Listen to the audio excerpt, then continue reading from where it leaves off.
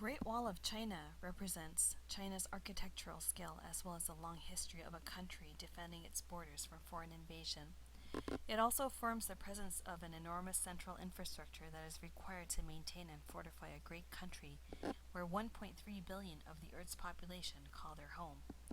This presentation is prepared for the business-minded visionaries who are highly motivated to embark on an exciting journey and who aspire to mark their names in the world of global business by considering opportunities in China.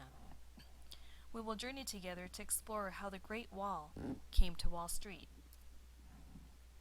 China is positioned fairly centrally in the continent of Asia.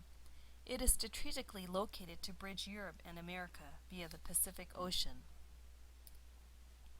The first written record of foreign exchange of information and merchandise comes from the stories written by Marco Polo of Italy. His travels to China in 1725 was more explorative than for business profit, but nevertheless he returned with silk, spices, porcelain, and other objects that were not well known to the Mediterranean consumers at that time. The Silk Road is the earliest of the known trade routes developed during the Han Dynasty in 206 BC, linking China to Europe and West Asia. This was also the route that Marco Polo used to travel to China. China has been involved in international business for thousands of years. One of the earliest terracotta statuettes is the image of a Western male dancer created during the Tang Dynasty in 8600. It reflects the influence of Europeans in Chinese sculpture art. Europe was also influenced by Chinese art and design. These examples of mid-15th century Italian pottery incorporates the colors that represent the Ming Dynasty, which are blue and white. Many foreign countries have been interested in China for economic, political, and geographical reasons as depicted by this French cartoon from the late 1890s. The countries representing the United Kingdom, Germany, Russia, France, and Japan all fight for a piece of China. After the fall of China's last dynasty, the Qing Dynasty, an American-educated Dr. Sun Yat-sen established three principles: peace, freedom, including the freedom of religion, and equality to be the basis of the new modern China. Unfortunately, these principles were not realized by the time of his death. Since the inception of the People's Republic of China in 1949, the economic status of China has experienced tremendous change. In the eyes of the foreigner, the time period of Chairman Mao Zedong's regime represents market seclusion and secrecy. The communist government forbade ownership of land and marketing by the farmers, which led to decreased production and starvation. During the famine and Cultural Revolution, tens of millions of lives were lost or squandered away. In 1978, however, Deng Xiaoping promoted a market-oriented economic development, resulting in expansion of personal choice and increasing presence of free market economy. He was instrumental in starting the economic reform so long waited for by the people of China. During this time, Boeing sold the 747 aircrafts to various airlines in the People's Republic of China, and Coca-Cola Company planned a production plant in Shanghai. This time period marks the start of a large-scale economic commerce between China and the United States. So why should you be interested in engaging in economic and technologic business with China?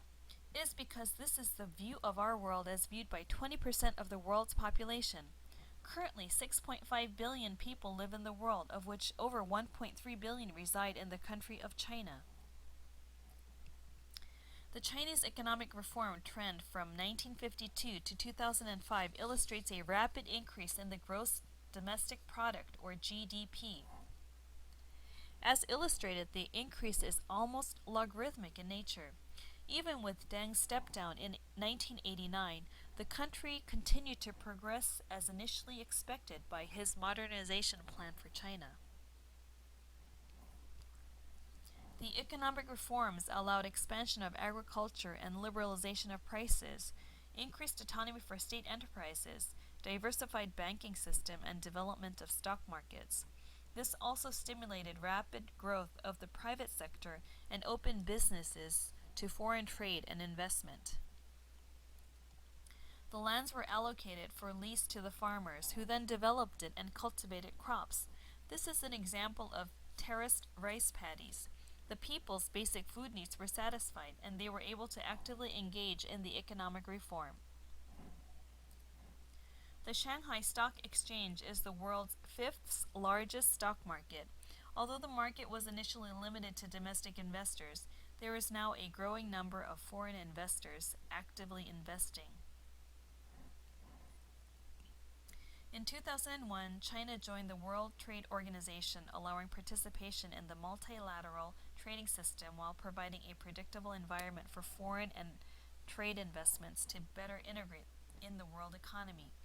Since then, there has been a tremendous flux of multinational corporations from production to service-oriented businesses benefiting from business relations with China. Telecommunications in China are provided by China Telecom, China Unicom, and China Mobile. New regulations are now being established so that foreign operators are gradually able to access the market. The typical tax rate for foreign investments with establishment within China is 33% and 20% if there is no establishment. Tax exemptions or tax reductions may be granted to certain enterprises with foreign investment, especially those engaged in technologically advanced enterprises established in special economic zones. Furthermore, foreign investors who reinvest its profits to increase capital or establishes another enterprise may receive a tax refund. Geographically, China is the fourth largest country in the world by land area and borders with 14 nations, which are also potential sites for foreign trade and commerce. The varying climates in the different regions of the country allow biodiversity in its landscapes. China is the only native home to the giant pandas. Natural resources also include coal, iron ore, petroleum, and natural gas. The Environmental Protection Law of 1979 was passed to regulate the deterioration of the environment. China is currently making efforts to enforce these regulations to clean up and preserve the damaged landscapes and water reserves. China is also a leading investor of renewable energy technology. Water, solar, wind, and geothermal sources of energy are being developed. The Debancheng project in Xianjing is the largest Asian wind farm with 118 giant turbines standing across miles of land. It is projected to produce about 10% of China's energy needs. China's Three Gorges Dam is also the largest dam in the world, producing over 20,000 megawatts compared to the Grand Coulee Dam in Washington that produces 6,800 megawatts. Energy is important for a growing economy as it supports the day-to-day function of manufacturing plants, research and development institutions, as well as the growing middle-class energy needs. Politically, the People's Republic of China is a Marxist-based communist government. The Chinese, though, view themselves as a socialist country with a strong authoritarian central government. The government places restrictions on the internet, the press, the assembly of people, reproductive rights, and religious freedom. The current trend, however, is heading toward more transparency and openness as the government moves slowly and deliberately to minimize risk of social chaos with the rapid economic change. As more Chinese are educated abroad and assimilate to the Western culture, and the increased globalization of the current Chinese economy continues, individual openness to democratic ideology will be only a matter of time.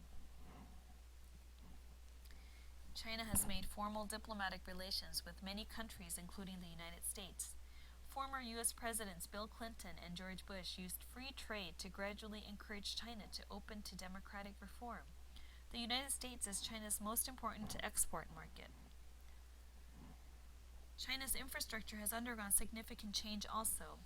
The railway, roadway, waterway, and airport systems have increased dramatically in the last few decades. The building of these structures has increased the efficiency of production to market times for exported goods, as well as for traveling for both national and international tourists. China is the fourth most visited country in the world. Biodiversity as well as the growing economy attracts many foreigners to sightsee as well as do business with Chinese and other multinational companies. The 2008 Beijing Olympics was one of the grandest events in the world. With the growing presence of multinational companies within China, as well as the expansion of Chinese companies doing business with foreign companies, a corporate legal institution provides the necessary legal proceedings as well as guidance in the merging and acquisition process of international trade deals. For example, the Han Kun Law Firm, established by a Cornell Law School graduate, employs over 100 lawyers to meet such needs. The development of economic zones has also improved the efficiency of the numerous business collaborative efforts. The economic zones can be seen as an organized geographic and demographic structure in any large Chinese city, such as Beijing and Shanghai. Special tax considerations encourage multinational firms to establish their presence within these zones. The potential workforce in China are unparalleled to that of any country in the world. With 1.3 billion people in the country, there are approximately 815.3 million people who are in the labor force. With the growing middle class in China, many products manufactured in China, including electronics such as mobile phones, computers, and cars, are marketed within China. This decreases the economic dependence of China on foreign exports, while increasing the standard of living for many families in China. More multinational businesses are also recognizing the growing middle class in China as an important target for consumption of their goods and services. The real estate market is on the rise as many of the middle class families now have enough to purchase their living quarters. The educational system in China is also undergoing significant growth and expansion.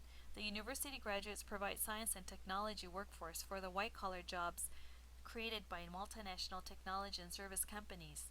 These white-collar workers also become part of the growing middle-class economy, further consuming the marketable goods and services of companies doing business in China as well as products imported from other countries. China has challenges with the implementation of labor laws and labor unions as well as inflation control.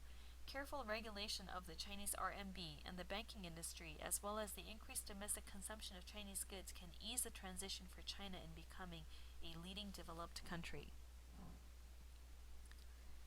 Continual improvement in the environment, international relations, and human rights issues will continue to stimulate China's economic growth.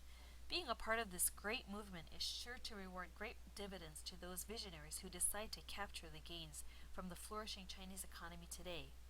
So here we have the Great Wall to Wall Street. The following are a list of resources that were used to prepare for the presentation.